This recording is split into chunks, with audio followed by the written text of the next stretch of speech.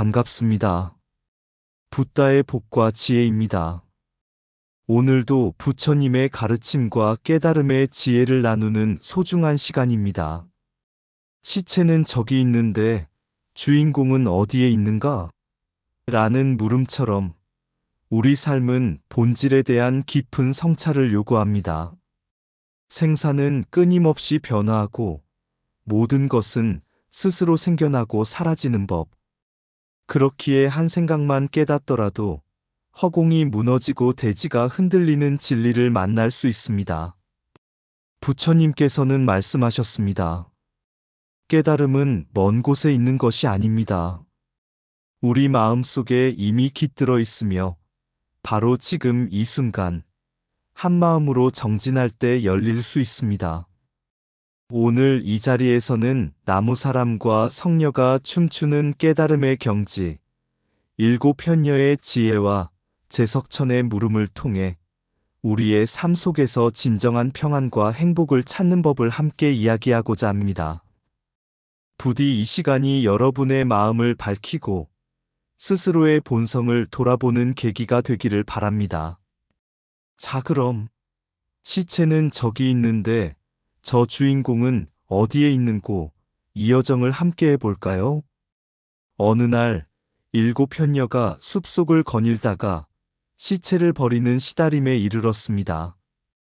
그곳은 조용하고도 스산한 기운이 감도는 곳이었지만 현녀들은 두려움 없이 시체들을 바라보았습니다. 그중 한 현녀가 시체 하나를 가리키며 이렇게 말했습니다. 저 시체는 저기 있는데 그 주인공은 어디에 있는가? 그 말이 떨어지자 다른 현녀들은 마치 깊은 잠에서 깨어나듯 그 질문의 의미를 곰곰이 되새겼습니다. 삶과 죽음, 존재와 본질, 그리고 그 모든 경계 너머의 진리에 대한 깨달음이 그들 모두에게 한꺼번에 밀려왔습니다. 일곱 현녀는 그 자리에서 동시에 깊은 깨달음을 얻었습니다. 그 순간 하늘이 진동하고 천상계가 흔들렸습니다. 제석천은 이 기이한 일을 지혜의 눈으로 내려다보았습니다. 그리고 신통력으로 현녀들 앞에 나타나 오체투지로 절하며 물었습니다. 현녀들이여, 이토록 심오한 진리를 깨닫다니 놀랍습니다. 무엇이든 필요하신 것이 있으면 말씀만 하십시오. 제가 기꺼이 드리겠습니다. 현녀들은 한마음으로 대답했습니다. 우리는 모든 것을 갖추었지만 세 가지가 필요합니다. 첫째, 뿌리 없는 나무 한 그루. 둘째, 음지와 양지가 없는 땅 한 조각. 셋째, 메아리가 없는 골짜기입니다. 제석천은 그 말을 듣고 곰곰이 생각했지만 자신에게도 그러한 것들은 없음을 알았습니다. 그는 말했습니다. 제가 아무리 천상의 왕이라도 이 세 가지는 제게 없습니다. 부처님께 가르침을 청해야겠습니다. 제석천은 현녀들을 부처님께 안내했습니다. 부처님께서는 말씀하셨습니다. 뿌리 없는 나무란 생멸을 벗어난 무주의 마음이고 음지와 양지가 없는 땅은 분별 없는 평등한 자리이며 메아리 없는 골짜기는 참된 자성의 깨달음이다. 제석천이여, 이 진리는 멀리 있지 않다. 모든 이가 자신의 마음 속에서 찾아야 할 것이다. 부처님의 말씀에 제석천은 다시금 깊은 경의를 표했습니다. 그리고 현녀들 또한 스스로의 깨달음을 더욱 확고히 하며 부처님의 가르침에 감사드렸습니다. 어느 고요한 날, 일곱 현녀는 수행을 마친 후 숲을 거닐다가 시체를 버리는 시다림에 이르렀습니다. 그곳에는 온갖 형태의 시신들이 쌓여 있었습니다. 썩어가는 시체에서 풍기는 냄새와 광경은 보통 사람들에게 두려움과 혐오감을 주었지만 현녀들은 두려움 없이 그 자리를 관찰하며 깊은 생각에 잠겼습니다. 그러다 한 현녀가 멈춰서서 썩어가는 한 시체를 가리키며 물었습니다. 시체는 저기 있는데 주인공은 어디에 있는가? 그 질문은 단순히 죽음에 대한 의문이 아니었습니다. 그것은 생사의 경계를 넘어 존재의 본질에 대한 근원적인 물음이었습니다. 그 순간 다른 현녀들도 그 질문이 깊은 의미를 깨달았습니다. 그들의 마음 속에는 한 가지 통찰이 떠올랐습니다. 육체는 사라질 수 있으나 진정한 자아란 무엇인가? 현녀들은 그 자리에서 깊은 명상에 들었고 하나의 진리를 함께 깨달았습니다. 그들이 깨달은 진리는 이랬습니다. 생명은 변하며 육체는 무상하나 본래의 주인은 공 속에 머무른다. 이 공은 비어있는 것이 아니라 모든 것을 품고 모든 것을 초월한다. 현녀들의 깨달음은 천상계에까지 울려 퍼졌습니다.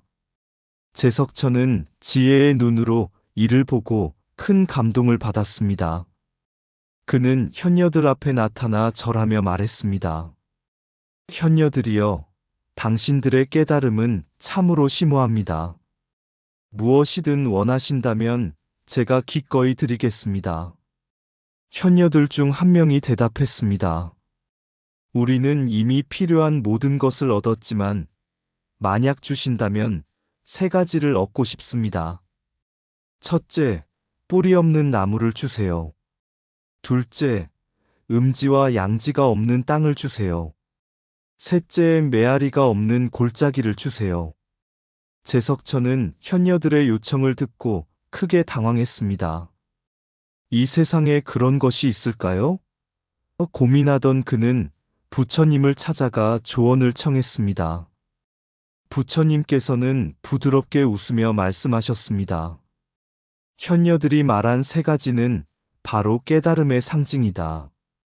뿌리 없는 나무는 조건에 얽매이지 않은 무주의 마음이다. 음지와 양지가 없는 땅은 선악, 생멸의 이분법을 넘어선 평등한 자리이다. 메아리가 없는 골짜기는 분별 없는 자성, 즉 모든 현상을 있는 그대로 보는 지혜이다. 이어 부처님께서는 천상계와 인간계 모두가 들을 수 있도록 가르침을 설하셨습니다. 시체는 저기 있지만 그 주인은 찾을 수 없다. 왜냐하면 본래 주인은 없다. 이는 공의 이치이며 모든 것이 상호 의존하여 생겨나는 연기의 진리이니라. 주인을 찾으려는 순간 이미 그것은 본래의 공성을 잃게 된다. 참된 깨달음은 그 무엇도 붙잡지 않는 것이다. 부처님의 가르침을 들은 제석천은 고개를 숙이며 말했습니다. 저는 이제야 깨달았습니다. 생사와 본질에 대해 올바로 보게 되었으니 이 은혜에 감사드립니다.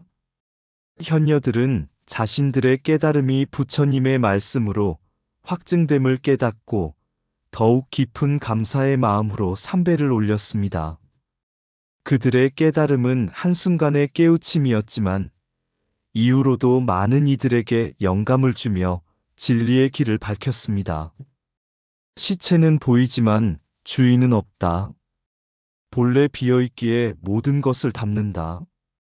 생명은 사라지지만 공은 항상 머문다. 그것이 존재의 본질이다. 모든 것은 연기로 이루어지고 그 속에는 영원한 자아가 없다. 참된 깨달음은 붙잡는 것이 아니라 놓아버리는 데 있다. 뿌리 없는 나무처럼 집착 없는 마음만이 진리를 향한다. 음지와 양지가 없는 땅은 선악의 이분법을 넘어선 평등의 자리이다. 분별 없는 지혜는 메아리가 없는 골짜기처럼 고요하다.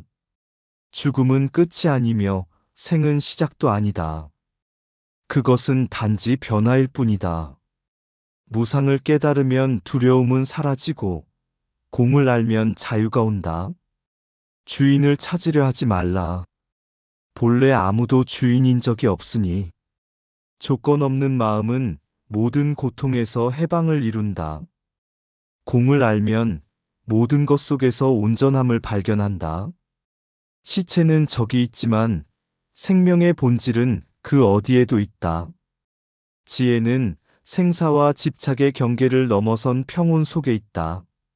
참된 자아란 붙잡을 수 없는 무한한 공성 속에 숨겨져 있다. 옛날 한 고산에 큰 스님이 머물며 깊은 수행에 잠겼습니다. 그 산에는 늘 맑은 물소리가 흐르고 바람은 구름을 이끌어 산비탈을 어루만지며 지나가곤 했습니다. 스님은 한자리에 앉아 오랜 세월 동안 산의 변화와 계절의 순환을 관조하며 진리를 탐구했습니다. 어느 날 스님은 명상 중 이상한 장면을 보았습니다. 나무로 만든 사람이 거대한 바위 옆에서 춤을 추고 돌로 만든 여인이 나무 사람의 곁에서 맑은 목소리로 노래를 부르고 있었습니다.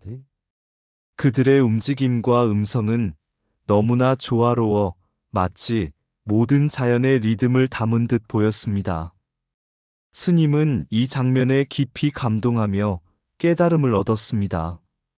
곧이어 제자들이 스님에게 물었습니다.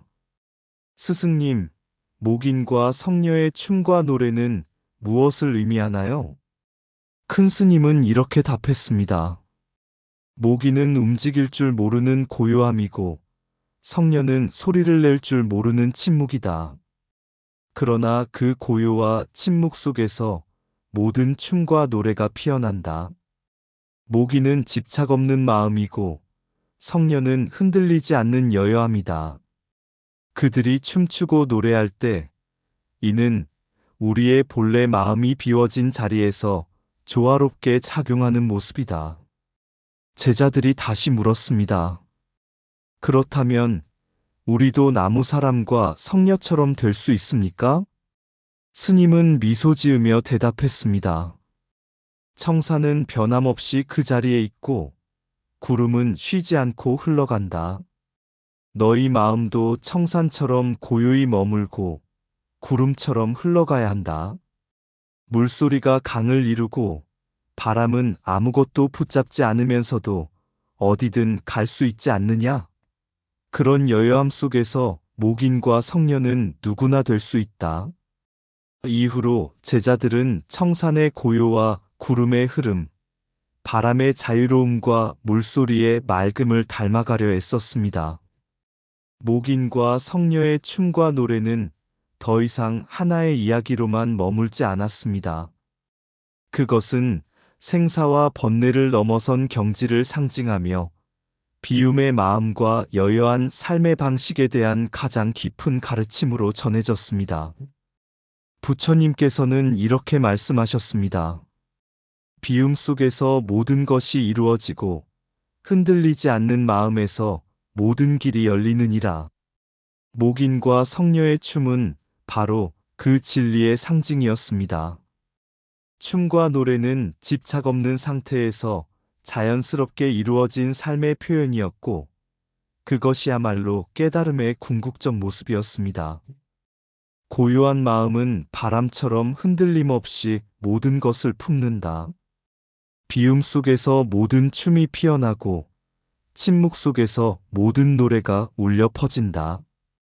청산이 고요한 이유는 어디에도 집착하지 않기 때문이다. 구름은 흐르지만 흩어지지 않고 바람은 움직이지만 흔적을 남기지 않는다. 모기는 움직이지 않아도 춤추고 성녀는 말하지 않아도 노래한다. 진정한 자유는 비움의 마음에서 시작된다. 여여함은 변하지 않되 모든 변화와 하나가 되는 것이다. 물소리는 강을 이루고 바람은 산을 넘지만 어느 것도 스스로를 붙잡지 않는다. 춤추는 목인처럼 우리의 본성은 흔들림 없이 움직인다. 성녀의 노래는 침묵 속에서 들리는 가장 맑은 소리다. 비우는 마음이 모든 것을 담을 수 있는 그릇이다. 고요함 속에서 참된 움직임이 시작된다. 나무 사람처럼 본질은 가만히 있고 성녀처럼 본성은 늘 청정하다. 청사는 그 자리에 머물고 구름은 흘러가지만 둘 다 그대로 완전하다.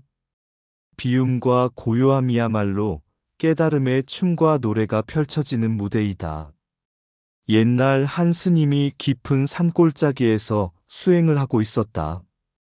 그는 깨달음을 얻고자 하루 종일 참선을 하고 경전을 읽었지만 마음이 고요해지지 않았다.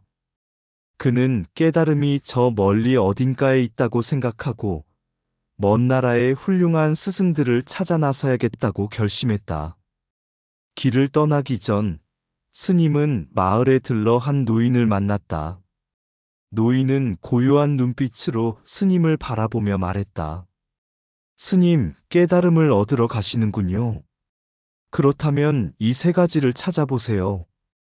뿌리 없는 나무, 음지와 양지가 없는 땅, 그리고 메아리 없는 골짜기. 스님은 노인의 말에 깊은 의미가 있을 것이라 생각하며 먼 길을 떠났다. 여러 나라를 지나며 많은 스승과 수행자를 만났지만 누구도 그 세 가지가 무엇인지 알려주지 못했다. 어느 날 스님은 지친 몸을 이끌고 깊은 산속의 한 골짜기에 도착했다. 거기서 그는 맑은 샘물과 함께 스스로를 돌아보게 되었다. 스님은 문득 깨달음을 얻었다. 뿌리 없는 나무란 모든 것은 집착 없이 일어나고 사라지는 무상을 의미했다. 음지와 양지가 없는 땅은 선악이나 좋고 나쁨의 이분법을 넘어서 본질적으로 평등한 대지를 뜻했다. 메아리 없는 골짜기는 외부로부터 오는 소음과 방해를 끊고 내면의 고요 속에서 참된 자아를 찾는 것을 의미했다. 그는 깨달음을 얻기 위해 먼 길을 떠날 필요가 없었음을 알게 되었다. 모든 답은 이미 자신의 한마음에 담겨 있었던 것이다. 스님은 깨달음을 얻은 후 돌아와 노인을 다시 찾아갔다. 노인은 빙긋이 웃으며 말했다. 먼 길을 떠난 것은 내 마음의 거울을 보기 위함이었을 뿐, 진리는 처음부터 너의 마음 안에 있었느니라. 그 후 스님은 염불과 정념을 통해 사람들에게 가르침을 전했다. 그는 항상 말했다. 행복과 평안은 멀리 있는 것이 아니다. 순간순간의 마음 챙김과 바른 생각, 그리고 자신 안에 있는 불성을 발견하는 것에서 시작된다. 깨달음은 먼 곳에 있는 것이 아니라 자신의 마음 속에서 시작된다. 외부의 조건을 쫓기보다는 내면의 본성을 발견해야 한다. 염불과 정념은 마음을 고요하게 하고 참된 행복과 평안으로 이끄는 길이다. 부처님의 가르침은 늘 우리 곁에 있으며 우리가 스스로를 돌아볼 때 그 진리는 자연스럽게 드러난다. 깨달음은 먼 곳이 아니라 한마음에서 시작된다. 뿌리 없는 나무처럼 집착 없는 마음에서 참된 자유가 피어난다. 음지와 양지가 없는 땅처럼 모든 것은 본래 평등하니 비교를 멈춰라. 메아리 없는 골짜기처럼 고요 속에서 진리는 스스로 드러난다. 깨달음은 먼 곳이 아니라 지금 이 순간의 바른 생각에서 시작된다. 외부를 향한 탐색을 멈추고 내면의 한마음에서 답을 찾아라. 염불은 입으로만 하는 것이 아니라 마음을 맑히는 첫걸음이다. 정념은 미래를 향한 걱정이 아니라 현재를 꿰뚫는 지혜이다. 마음속 불성이 드러날 때 세상은 이미 완전한 도량이 된다. 먼 길을 떠나기 전에 자기 마음의 거울을 비춰보라. 무상함을 깨달을 때 모든 욕망은 스스로 사라진다. 참된 평화는 외부의 조건이 아니라 내면의 고요에서 온다. 뿌리를 내려야 나무가 자라듯 자신의 마음 속에 평안을 심어라. 청산과 구름, 바람과 물소리도 마음이 고요할 때 깨달음의 경지가 된다. 행복은 성취하는 것이 아니라 알아차리고 머무는 것이다. 한마음의 본질을 보라. 그 안에 천지의 진리가 담겨 있다. 깨달음은 먼 곳이 아니라 한마음에서 시작된다. 한 고승이 깊은 산 중에 살고 있었다. 그는 항상 산을 오르내리며 사람들에게 가르침을 전하고 묵묵히 연불을 올렸다. 어느 날 한 젊은 구도자가 찾아와 물었다. 스님, 깨달음을 얻으려면 어디로 가야 합니까? 유명한 스승을 찾아 먼 길을 떠나야 할까요? 아니면 더 깊은 산속에 은둔해야 할까요? 고승은 젊은 구도자를 물끄러미 바라보며 미소를 지었다. 그러더니 마당 한가운데 있는 오래된 나무를 가리키며 말했다. 저 나무를 보게. 뿌리가 땅에 닿지 않는다면 나무는 서 있을 수 없다네. 그러나 그 뿌리는 어디로 가지 않아도 물과 흙 속에서 모든 걸 얻지. 구도자는 고개를 갸웃했다. 고승은 다시 말했다. 깨달음은 마치 뿌리 없는 나무를 찾으려는 것처럼 먼 곳에 있다고 생각하면 찾을 수 없다네. 깨달음은 언제나 자네 마음 안에 있고 그 마음이 한결같이 고요하고 맑다면 진리가 저절로 드러난다네. 구도자는 여전히 이해하기 어려운 듯 고개를 들었지만 스님은 주변의 소리를 가리켰다. 저 바람 소리, 물소리, 새소리를 들어보게. 그것들은 어디로 가지 않아도 여기 있지 않은가? 깨달음도 그러하다네. 먼 곳에 있지 않고 지금, 이 자리, 이 순간에 있다네. 구도자는 스님의 말에 깊은 감명을 받고 그 자리에 무릎을 꿇었다. 그날부터 그는 더 이상 외부에서 진리를 찾지 않고 자신의 마음을 들여다보며 하루하루를 정념으로 채워갔다. 몇 해가 지나 구도자는 다시 고승을 찾아와 말했다. 스님, 깨달음은 먼 곳이 아니라 제 안에 있음을 이제야 알았습니다. 외부의 스승을 찾지 않아도 제 마음이 가장 큰 도량임을 깨달았습니다. 스님은 조용히 고개를 끄덕이며 말했다. 내 마음이 고요하고 맑아질 때 깨달음은 늘 자네와 함께하지. 모든 것은 이미 그 안에 있다네. 그날 이후 구도자는 자신의 삶을 연불과 정념으로 채우며 한마음에서 시작된 깨달음을 통해 행복과 평안을 전하는 길로 나아갔다. 부처님의 가르침은 멀리 있는 것이 아닙니다. 고요하고 맑은 한마음을 통해 모든 진리가 드러나듯 깨달음은 지금 여기 여러분의 마음 속에 있습니다. 깨달음은 먼 곳이 아니라 한마음에서 시작된다. 나무는 뿌리 없이 서지 않고 바람은 하늘을 떠날 수 없으며 물은 그 흐름을 거스를 수 없다. 깨달음은 먼 산에 있지 않다. 자네 마음 깊은 곳, 그 고요한 자리에서 언제나 빛을 낸다. 음지와 양지가 없는 땅처럼 참된 진리는 한자리에 있다. 무엇을 찾으려 하지 말고 그 안에서 머물러 보라.